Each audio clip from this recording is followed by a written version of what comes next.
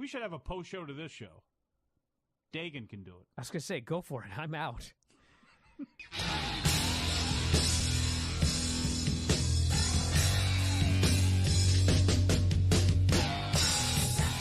Boom! What's happening, everybody? GEEKLY live here on a Monday. I'm flooded out here in Vermont, pretty much underwater as we kick off the show. As you can see behind me, that picture was taken just miles down the road from where I'm currently residing. We have made the national news, ladies and gentlemen. Is that actually like a street? Yeah, I think it's somebody's like backyard. Oh, okay.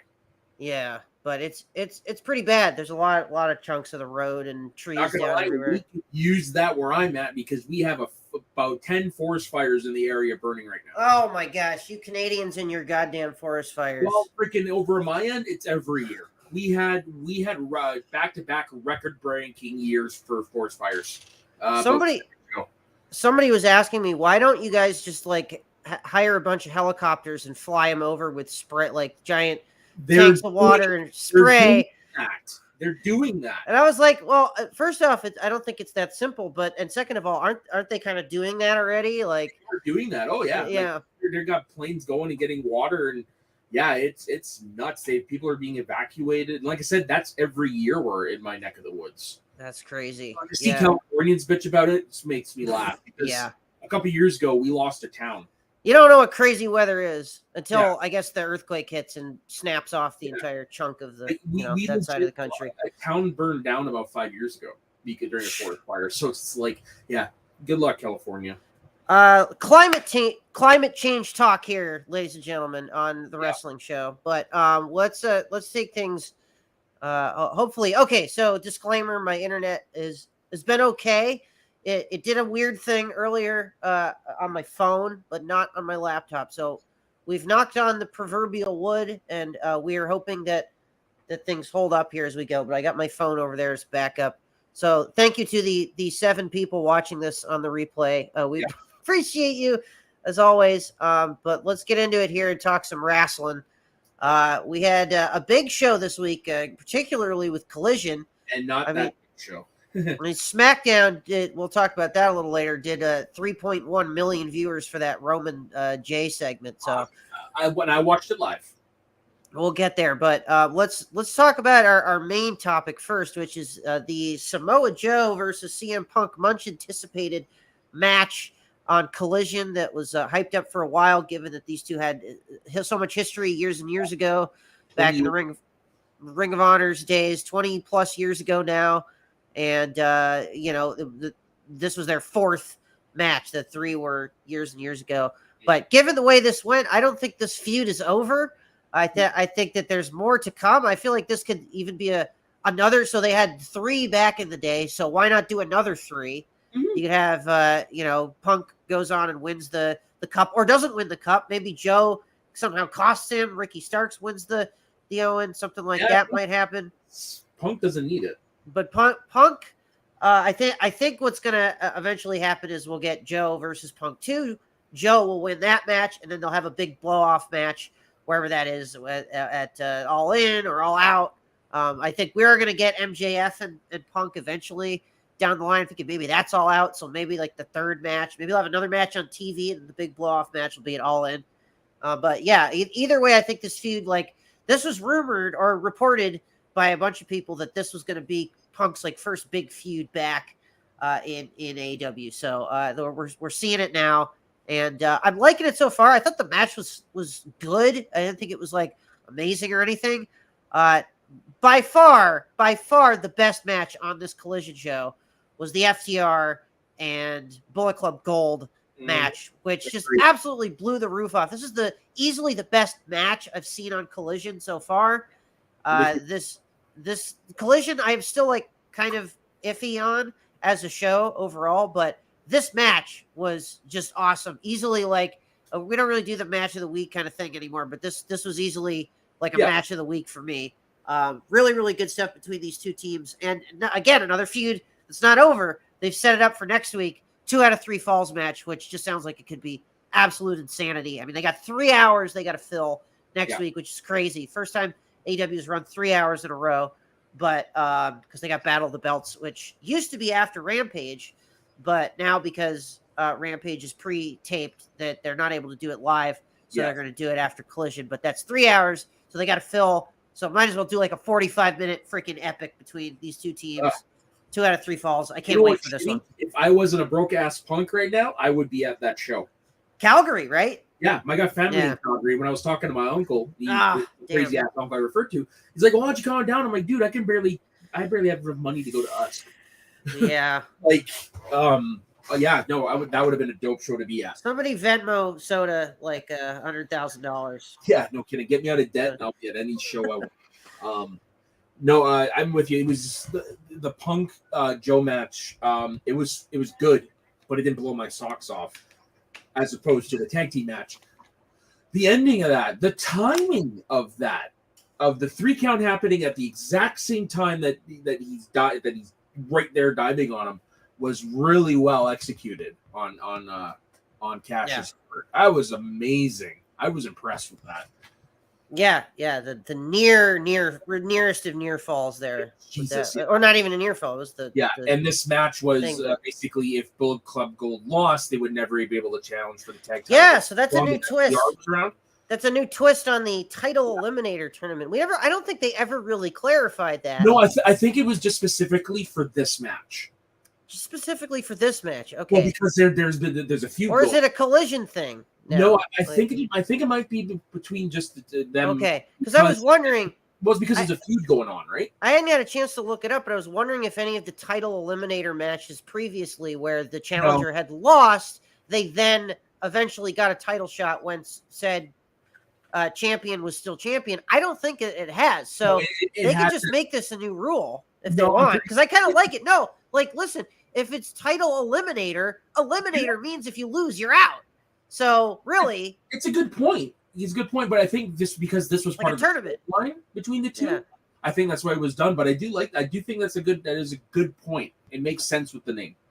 Yeah. So I think they should keep it. I kind of like it. I'm okay. Because they do these title eliminator matches all the time, and it's usually like, they're not going to win. Like even though if they win, they don't win the title, but they get a match. Like they're not going to win. Like whatever. But now it's like, okay, maybe now they could win because there's that stip involved. But yeah, I'm really looking forward to the 2 out of 3 falls match.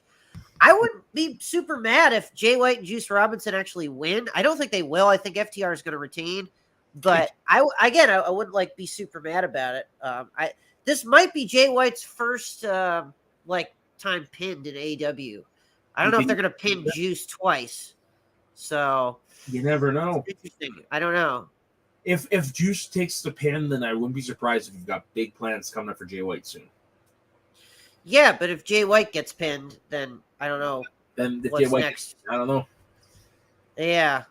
I mean, a lot of people are saying, well, maybe Jay White will have a match with CM Punk, like a singles match there, but we got the Punk Joe feud, and then you got to figure a Punk MJF feud. So I don't know if there's room for Jay White to feud with a mini feud in Punk there right now. But after seeing this match last night, I also want to see Jay White and Dax have a singles match because I think that would be really awesome.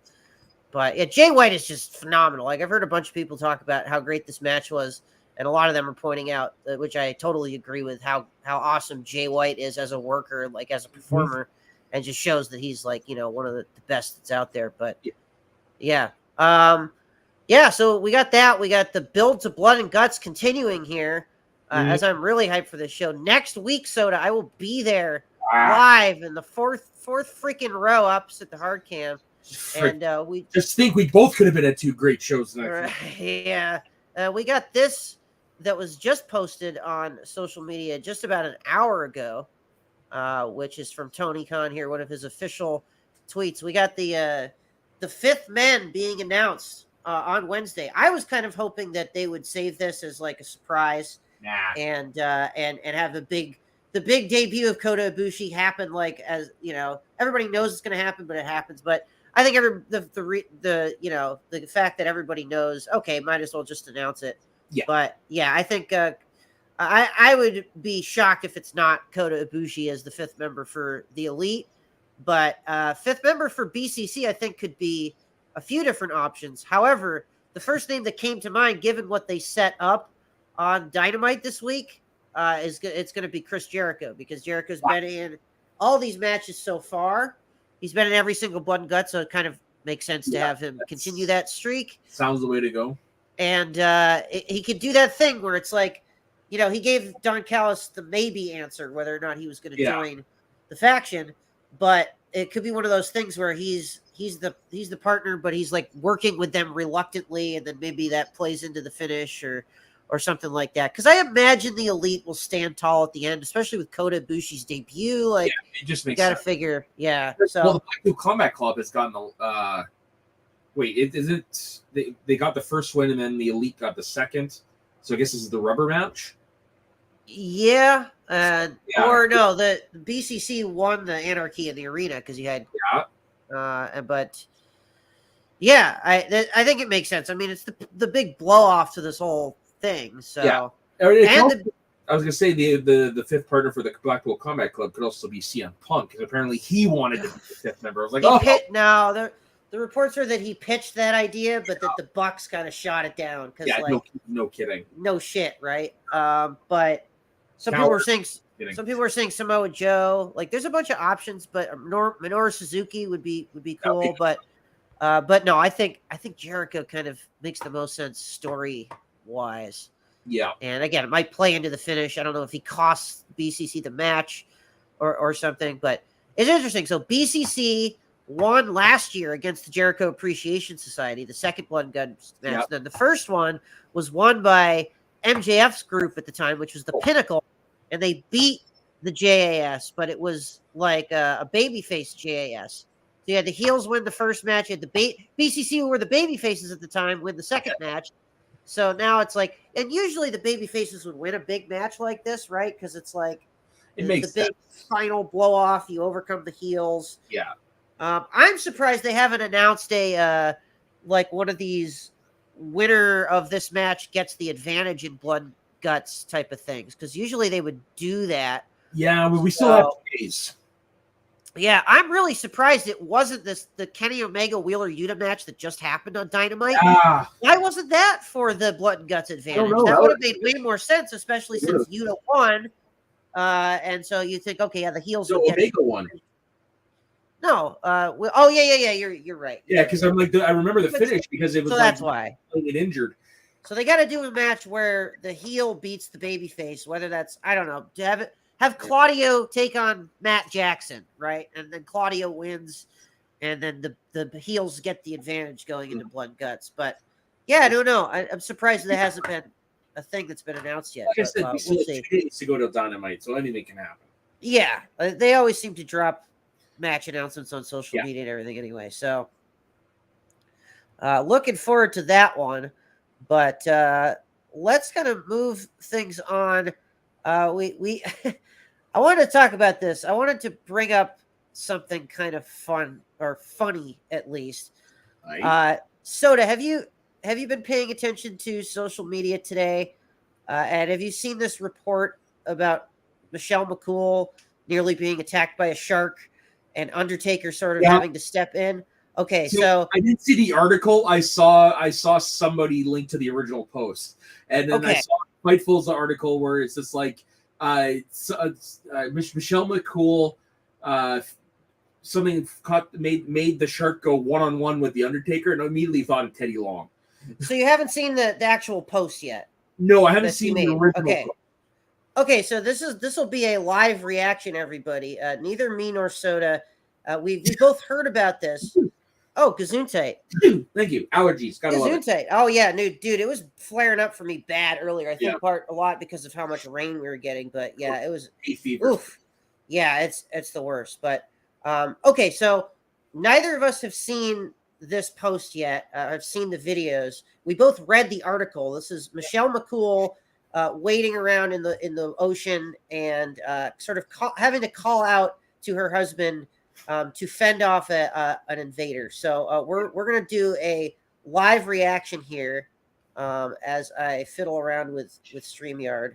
So yeah, so neither me nor Soda has seen this post yet. We both read the article, but we wanted to sort of do a live reaction to this because this is kind of funny. So you have Michelle McCool here in the ocean. Okay, I text my husband because this guy right here. Look at that thing. Yeah, it's pretty big. That's a big ass shark.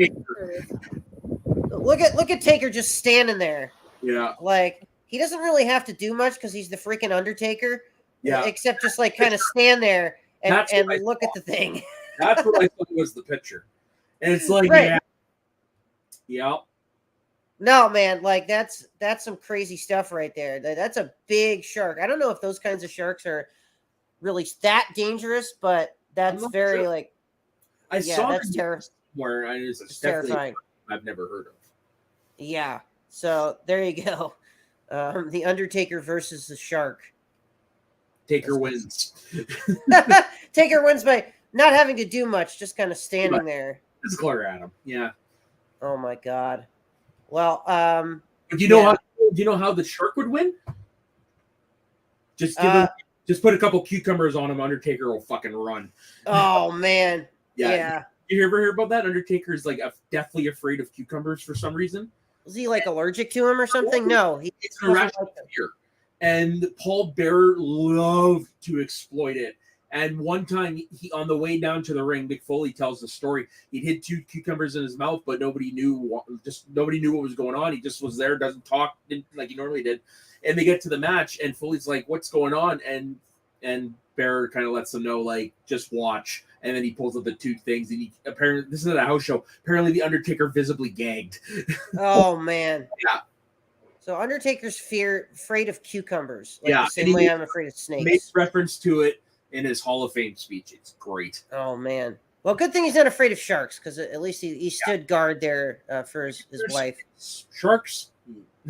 I could see some sharks swimming in my backyard right now. Like honestly, like it's completely underwater over there. I'm doing the show literally like there's a wall of water that's just enclosed. I really don't know how I'm going to get out.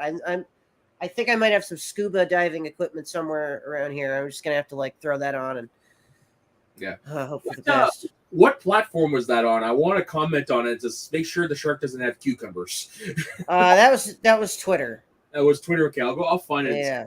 That.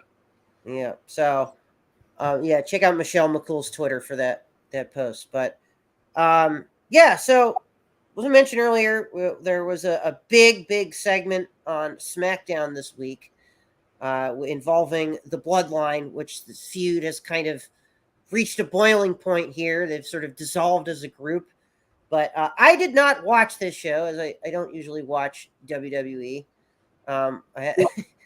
Let me say this. As we found out on Wrestling Observer Live. Wrestling Observer Live, yeah. Did you? So I went at it pretty good there with Brian Alvarez. He gave me the hotline phone call bit, which he doesn't do very often. I think it's been like years since he's done that. Wow. And I somehow got under his skin enough to claim that Vince McMahon is still pretty much running everything about WWE. And one of the points that I didn't really get to, which I should have, is that Vince still has the final say in everything. Yeah. So, like, any creative decision that's made, whether Hunter's doing the booking or not, Vince still has to sign off on. Yeah. And so, in essence, he's still running the show, even if most of the stuff that Hunter pitches to him, he goes, okay, that's fine or whatever. But it's funny because that argument that I had with Brian Alvarez, just like an hour later, there were reports that Vince was backstage at SmackDown because it was at MSG. Yeah, and then reports came out that he was only he never left his office. He didn't tear up the script or change anything. Okay. And believe it or not, I do side with Brian on this just because I've watched enough to know what Vince does and what Vince doesn't, and is not Vince McMahon. You can tell. Well, I mean, again, I don't watch the show, so Brian had a good point there to be like, well, if you don't watch the show, you can't really tell me that the show sucks, which is fair. You know, I don't really watch the show. I'll watch the big pay-per-views, but, you know, I can tell you I did watch that Raw after Mania, which absolutely fucking sucked. Which, everyone is on board with that. That was the one. That was the last time he really did that. Like, he did it one more time, but not to that degree. Yeah, well, then there was, I think, a Raw and a SmackDown after that. Brian was saying it was just a SmackDown, but I feel like I read about a Raw a couple weeks ago that they were in. Well, a couple weeks ago, that one, from what I read, it was the match order primarily is what he did. Right. The last one where he was actually at Gorilla, it was because it was in like Hartford or some shit like that. It was like right there. Yeah. So, but the point that I was trying to make, which I eventually got to, my original argument was that a lot of people are still in denial about how much Vince McMahon is actually still in charge, right? Yeah. There's people out there that'll tell you he's not involved at all, which is ridiculous. Like, but then, Mike made a good point of like, well, okay, you could say you don't want to watch a Vince McMahon influenced show, because even when Vince was gone, they were still doing Vince-like booking here and there. Even if you watch the show, you think it's a lot better than when Vince is there. I mean, that's not hard to pull off, but like, I don't know. I feel like my original point was that people are still in denial about it. You're not wrong. You're not wrong in that point. But it's not. But on the flip side, though, it's not as pervasive as people would think, right? Yeah. I mean, maybe I was exaggerating it a little bit too. Yeah. But like, that's basically what it is. Vince has final say, but he's not in the meetings anymore. Like he's not, causing terror. And I did hear a rumor that apparently Nick Khan and Triple H are trying to figure out a way to circumvent all this, and that's to advertise the matches like 3 weeks in advance. Okay. Because Vince is very, for the most part, very adamant about something that's advertised actually going forward. So this is like, well, let's get around this. In theory, but how many shows they advertised something and then didn't do any of it, right? Or didn't advertise anything. And of course, like had one thing that they had one advertised match, like some Randy Orton match or whatever, and then they wouldn't even do that match. There was a whole bunch of other shit, but like, which is fair, but people will bring it up. There is always the asterisk card subject to change. I know it's the yes, and there's always a chance. And this is what I was saying to Brian. I eventually got to that that Vince could come back at any moment and be like, no, and tear up the whole script for any show. There's always that looming threat. You know what I mean? And maybe he's only done that a couple times since he's really been back, but like, there's a chance he could do that at any point. SummerSlam, whatever. Like, so that's just kind of. I have a sneaky suspicion. What I was trying to say. I have a sneaky suspicion, though, that if he were ever to do that, I would see a mass walkout. I can actually see a mass walkout. I mean, maybe, but he's already done it, and they didn't do that. The people didn't walk out. After Mania. A little different now, though. I mean, I don't know. Yeah, but this time he pretty much, strong-armed his way into it, and nobody really wants him around now. So, I mean, I think that changed a little bit. Actually, I was reading something about Ricochet, where he was saying that like the entire locker room is aware that he's still looming in the background, but they're fine with the way that it's kind of currently. Because he's at a distance and he's hands-on a little bit, but not all over, right? But can you understand why I'm skeptical? Like, oh, totally. Another thing I could have said to Brian, like, do you get my like PTSD, like Vince PTSD?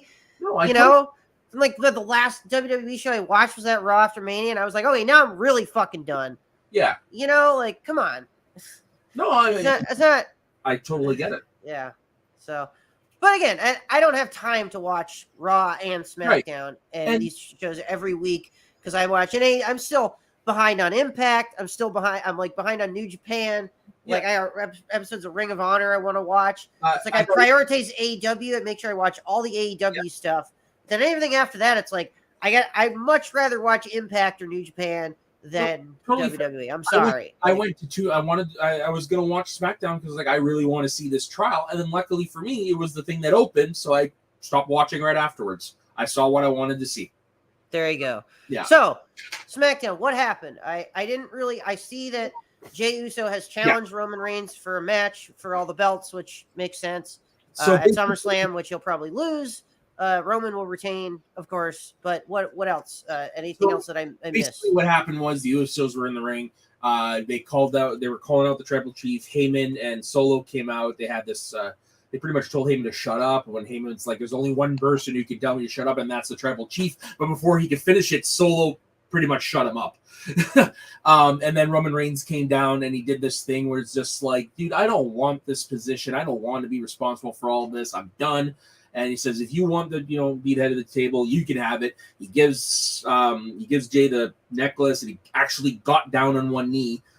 And as Jey proposing to him or something, like what's it looked like, yeah. But as Jey went in to say something to him, Roman fucking low blowed him, and then they just got a big, massive fight. The segment actually was supposed to be like 20 minutes. It went over half an hour.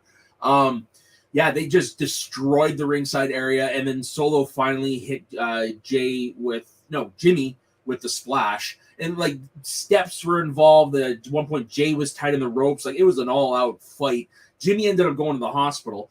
Then at the end of the night, I wasn't watching any of the night, but Roman was in the ring with Solo.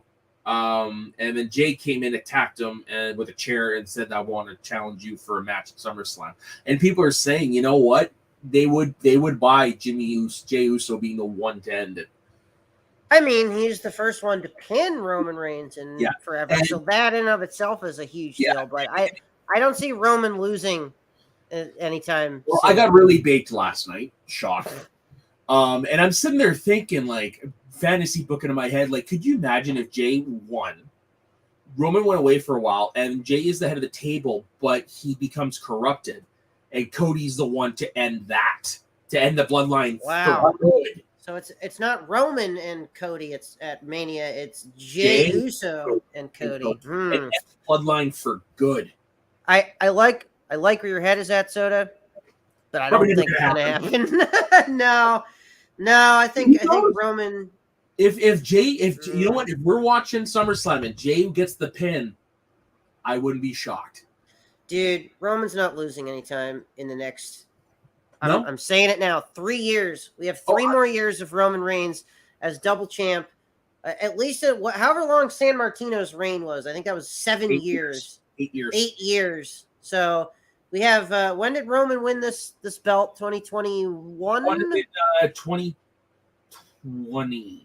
2020. So we have until 2029 with Roman Reigns as double champion. Soda, buckle up and get used to it. I don't. I honestly no. I give it till Mania max. No, I don't think so. I think Cody's losing again because it's WWE and it's Roman Reigns.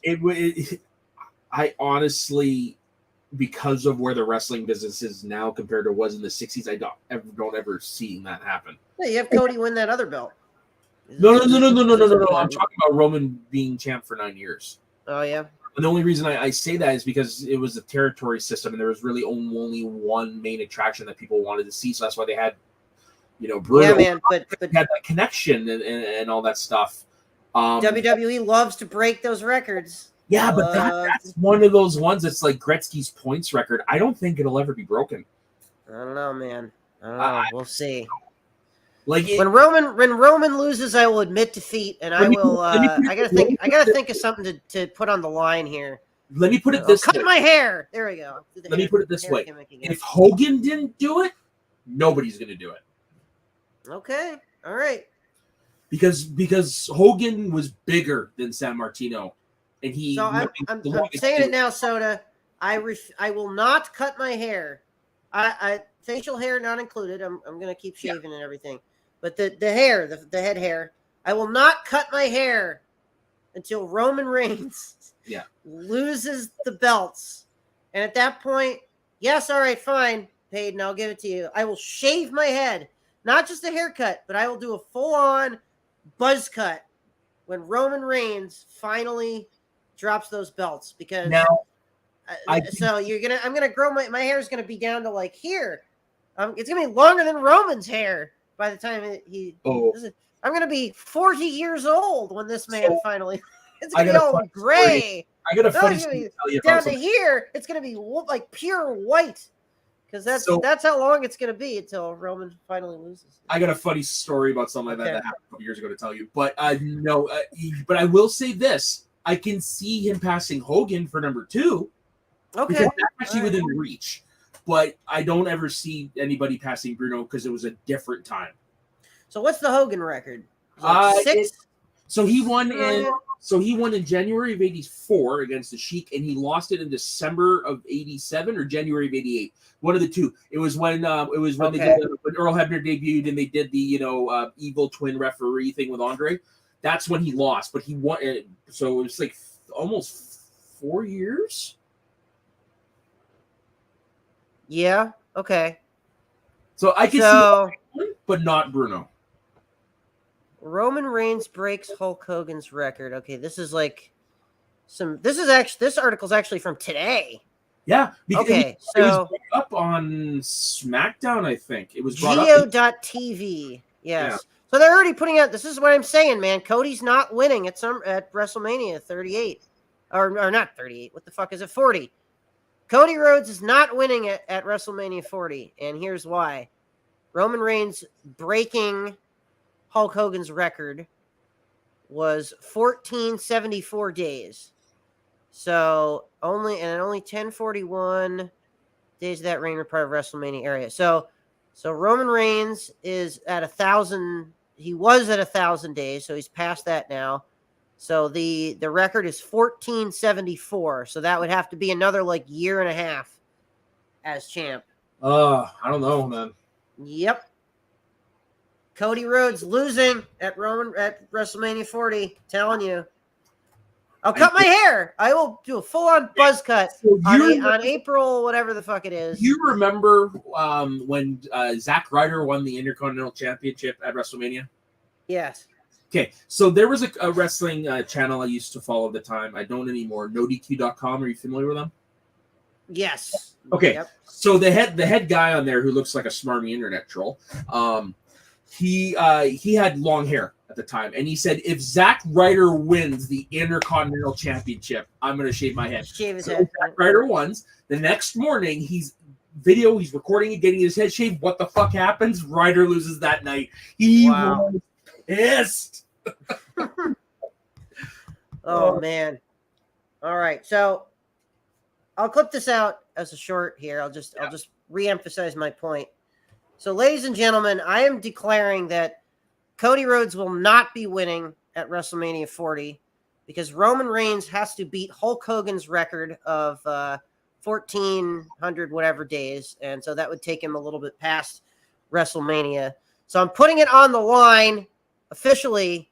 If Roman Reigns loses at WrestleMania, or in fact, if Roman Reigns loses the next time when he finally drops those belts, I will shave my head. So that's WrestleMania, April 7th, 2024. On April 8th, 2024, I will completely shave my head, facial hair not included. I will go full-on bald when this man finally drops the title. So you're going to see my hair like all the way down to my ass, completely white by when this is all said and done, because this man is never losing those titles. He's going to have a 20-year reign.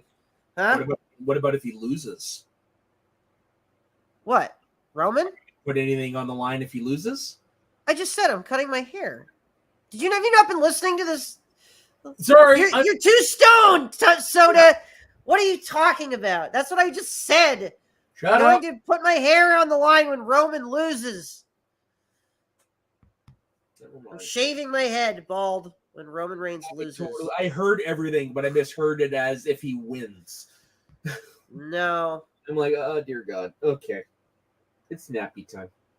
Yeah, I think we should just end the show because this is getting ridiculous. I'm sorry. Soda, you just totally killed us here today. I'm sorry. I didn't mean to kill the town. Wow. Well, I did have one more segment here because I wanted to pay tribute to Day in History. What? Oh yeah. Okay. So you find the day in history here while I do the final segment. So you and our buddy here, Dustin, did a show recently on the channel, which you can go back and watch. Top Tier Wrestling. We did our first episode on stables. Nice. And because of that, I wanted to bring back our Dustin Hates This Tweet segment here. So I'm going to pull up our weekly tweet that would make Dustin cringe at Tony Khan's way of promoting the show. I want to do like just a short, but like a shorter video, like 10 minutes long or something, and just probe Dustin's brain about why he hates Tony Khan's method of. It's not that he hates Tony Khan. Let's reemphasize. It's not that Dustin hates Tony Khan. It's that he hates the way Tony Khan promotes. Yeah, which I don't the get. Shows, which is like a very oddly specific thing to be mad about. But here you go. This is the tweet of the week for Dustin. Thank you for the informative PR at WBD.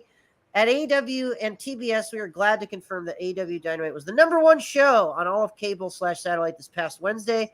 We're excited to follow up with some of the biggest stars in AEW fighting on Dynamite this Wednesday on TBS. So I don't know what's so wrong about that, other than this, than sucking the dicks of the executives at Warner Brothers. That's the part that's a little questionable to me, but. The only reason this statement was released was because a lot of people, it's only 3 episodes in, are saying this show is not going to last long because the ratings suck. No, it's dying. AEW's dying, Soda. No, it doesn't matter. It doesn't matter, damn it, that they've sold 75,000 tickets at the $9 million gate for Wembley Stadium. No, this company will be bankrupt within weeks.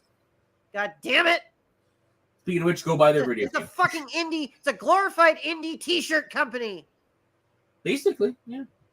Fucking marathon, not a sprint. Yeah, like Marks. Basically, is what it is. It's a marathon, not a sprint. Go buy their video game, by the way.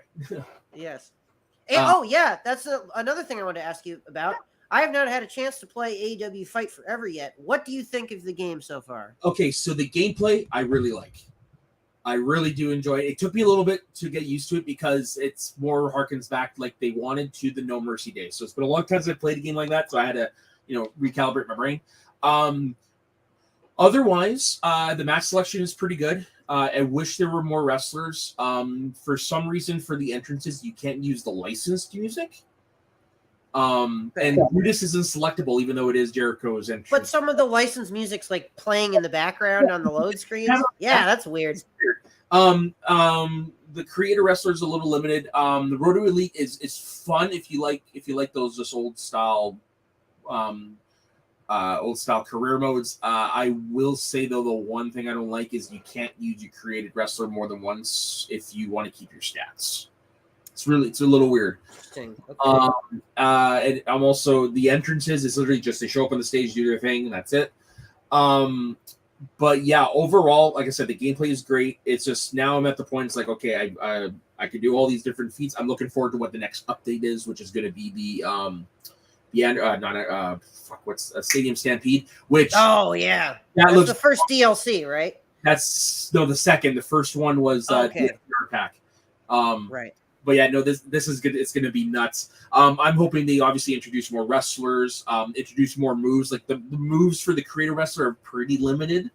But like I said, the gameplay itself, if you just pick up a controller with your buddy, man, it's so much fun. Nice. So much fun. That's what I hear. I hate the word I hear describing this game the most is fun. Isn't that what a video game is like this is supposed to be? There's things that you can do and then you can't like WWE. Like for example, you can like literally jump on the barricade and do a move off of it. You can't do that in WWE. Right. Yeah, no, there's some pretty cool stuff that I highly recommend doing. You can even, if you want, there's you can equip the skill that you have to earn in Road to the Elite. You can basically be Orange Cassidy. Turn your creator wrestler into Orange Cassidy, more or less, with the hands in the pockets and stuff like that. Yeah, it's a lot of fun. If you want to get it but don't know what the price, then I would recommend probably wait till it goes down a little bit. But yeah, I'm enjoying it. Like I said, I just need more to keep my attention at this point. But to play, it's a lot of fun. Nice, very nice, very nice. All right, well, all right. I can't even believe it, but we managed to get through pretty much the entire show without my internet free. Yeah. No! Just kidding. Gotcha. Oh, you son of a bitch. I was like, that is perfect. It's like Drax in Guardians of the Galaxy. I have the act of being very still. All right. So this day in wrestling history, 1980. So July 10th, 1987, the Ultimate Warrior, then known as the Dingo Warrior, made his WWF television debut with a win over Frenchie Martin at a WWF Wrestling Challenge ticket win. For those that don't know, Frenchie Martin was more famously a manager in the late 1980s WWF. He managed Not the same Frenchie that I know from your channel there. Okay. No, Frenchie Martin was mostly known for managing Dino Bravo. And then the next year, 1988, this one I actually did know. Jim Crockett Promotions presented the Great American Bash 88, The Price for Freedom at the Baltimore Arena in Baltimore, Maryland. In the main event, Ric Flair defended the NWA World Heavyweight Championship against Lex Luger in a bout with a hugely controversial finish. God. Yeah, as Luger had Flair trapped in his torture rack submission hold, the representative of the Maryland Athletic Commission stepped in to stop the bout due to profuse blood loss by Luger and awarded the win to Flair. Yeah, I read somewhere, someone commented, is just like, yeah, I was there live and the crowd was hot until that happened and they completely turned. Oh, man. Yeah, that's some, I think, okay, so we're going to combine these two this week, everybody, but this day in history also gets this. So you want more heat? More heat, yes. More heat, mate! Nice. For real. I mean, that's some heat right there. Booking in the 80s, gentlemen. Let's see. You said 87, right? That last 1988. Oh, 88, right? Okay. Let's see. House show. Okay, the only other thing to note is TNA's Destination X in 2011 took place at the Impact Zone in Orlando, Florida. Main event saw AJ Styles defeat Christopher Daniels. Also on the show, Brian Kendrick beat Abyss to win the X Division Championship. In a notable match on the undercard, Eric Young and Shark Boy defeated Max and Jeremy Buck, also known as Generation I've heard of them. Oh, yeah. This was Generation Me's last TNA appearance as they asked for their release the following day, or at least that was granted. Yes, they did. Yeah. I wonder what happened to those guys after they left Impact. Well, we haven't really seen much of them. Luckily, since then, this website lets us know. The team then reverted to their previous name, the Young Bucks, and okay. I've heard of them. Going on to become arguably the most influential tag team of the generation and forming the cornerstones of All Elite Wrestling, the promotion formed in 2019. And for birthdays... no, man, they're just a bunch of indie flippy guys, those right? Young Bucks. Fuck them. If they be both. No, it's not allowed. It's pro wrestling. So, notable wrestling birthdays. This one may kind of... Wow, this guy's a youngin'. Isaiah Cassidy, born in 1977. Wait, what? Isaiah Cassidy was born in 1997 on this day. Oh, I thought you said 77. I was like, what? Wow, Yeah, he's aged well. Yeah, he aged very well. Johnny Grunge, born 1966, the late Johnny Grunge. Billy Jack Haynes, for those who've seen WrestleMania 3 and know a little bit about the Portland, Oregon territory, he was a big player there, born in 1953. This is one from Dustin's neck of the woods, The Crusher, famous in AWA, was born in 1926. And Bobo Brazil, famous journeyman wrestler in the territory system, also born in 1924. Wow. Okay. Well, that's pretty cool. I'm sorry. I'm furiously trying to pull something up here because I had one more image that I wanted to share as we wrap up the show, and this was sent to me, and then I ended up watching the match. But happy 4th of July if you didn't get a chance to celebrate from our boy John Moxley, who's furiously preparing for his blood and guts match by getting literally skewered on the 4th of July. He wrestled 2 death matches this past weekend. The first teaming up with Homicide to take on El Desperado and Jun Akiyama. That was on July the 4th. And then on July the 5th, he wrestled another death match against El Desperado. So what a fucking lunatic.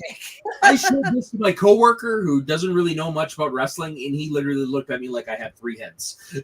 Yeah. I was telling some of the people that I work with about the pizza cutter Nick Gage spot from back in the day, because that's a crazy one. Or the stapler, like PCO getting his mouth stapled shut.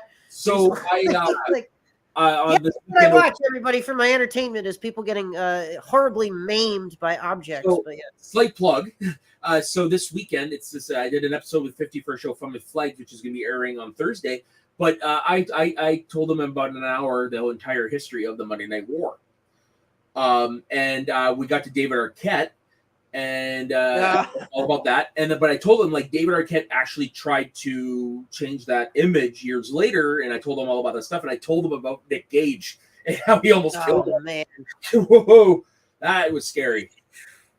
Yeah, that's in the documentary. If you haven't seen You Cannot Kill David Arquette. Yeah. Very, very well made documentary about his like career. I He's in still the last, haven't like, watched it. so. I still haven't watched it because I don't know if I can bring myself to, because I'm not the biggest deathmatch guy. Yeah, but it's kind of just that one scene and Okay. like or one part of the movie, and like the majority of the movie is more about David Arquette's like Okay. return to wrestling. Yes. So I mean, but it's like, and then you hear like he never wanted to do it in the first place, that title win. Like he was adamant against it. Diamond Dallas Page mentioned it when they did on an old episode of Legends of Wrestling, and it's well known out there that David Arquette for that donated his entire salary to Pillman's widow. So yes. he really had, it sounds like that's legit. He really didn't want to have anything to do with it, but he had to. Yeah. So go check out that show with Soda and 50 Shades here coming up on this channel later in the week. And thank you to those few loyal people watching on the replay. We will be back next week, I believe. Yeah, we'll do like a final preview for Blood and Guts, and then I'll have a bunch of Blood and Guts content on the show or on the channel next week. So really, really looking forward to that. And yeah, you know where you can find Soda on the social medias. You know where you can find me. I am on Threads now, everybody. Threads at Dagan SB. It's the new whatever fad, whatever you want to call it. The new hype is all about this Threads thing. Good riddance, Twitter, if it finally. Yeah, I'll see you back on Twitter in a week, Dagan. Yeah, the way things go. But follow me there. Follow me on the TikTok as well. Dagan SB at TikTok. I got some viral shit over there that's kind of fun to go about. But yeah, that's it, everybody. We'll be back next time. And until then, see ya.